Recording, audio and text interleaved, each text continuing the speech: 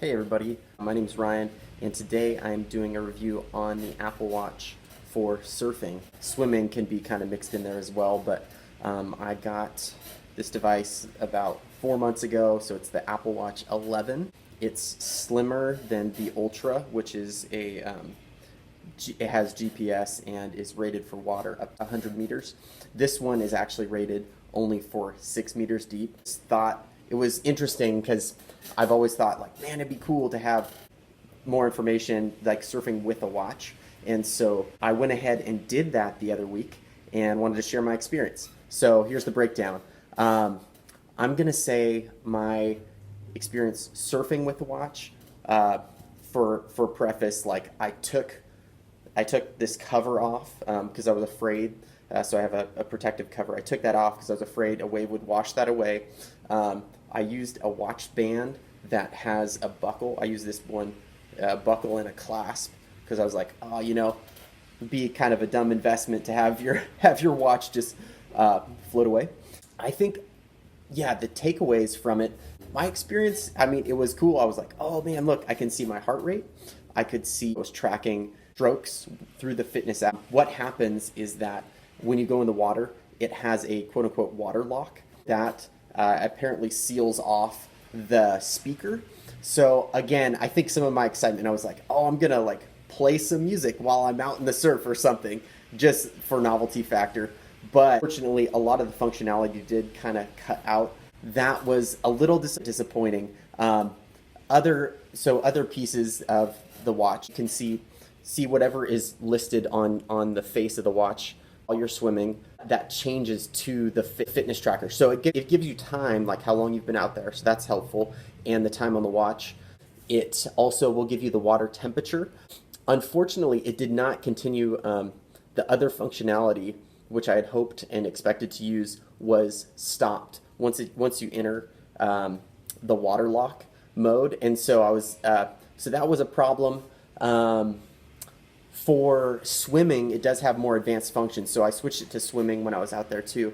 That actually tracks a lot of cool things. You can see like your stroke; it'll automatically apparently track your stroke, your distance swam, your laps, and apparently all these metrics that swimmers would look at. I'm gonna say. Yeah, when the scary thing, I was out there, it froze up, and I was like, oh no. So that was a problem. Like, it froze up, I'm like, I need to restart, I need to reset it. And so you have to press and hold the crown for a minute, and it resets. But for my purposes, it was scary. I was like, oh no, the water lock is off. Like, is this gonna crash my watch? Waves were coming by, and I was like, oh no, I'm in trouble. So I'm gonna say for overall function and satisfaction with the watch, I'm gonna rate it about a 6.5. I was scared out there. The functionality, I think they need to keep revisiting it. Apparently, there's some other watches on the market. Again, if you have the Ultra 3, maybe that's more comfortable because it is intended for like water seal up to 100 meters. And like what got me to initially try this was that I had a classmate who is a scuba instructor, and so with his watch, again, this is some of the functionality. You can he had a different brand watch, but I think even with the Apple Watch, you can use it for scuba, so for depth, and like look at your timer. You can, I think, maybe do heart rate, obviously, but maybe even oxygenation of your blood, which would be very, very cool and useful. So again, it does make you feel like it's exciting because you're like, oh man, on my watch right now, I can see the swell, or you could set it to have the tide.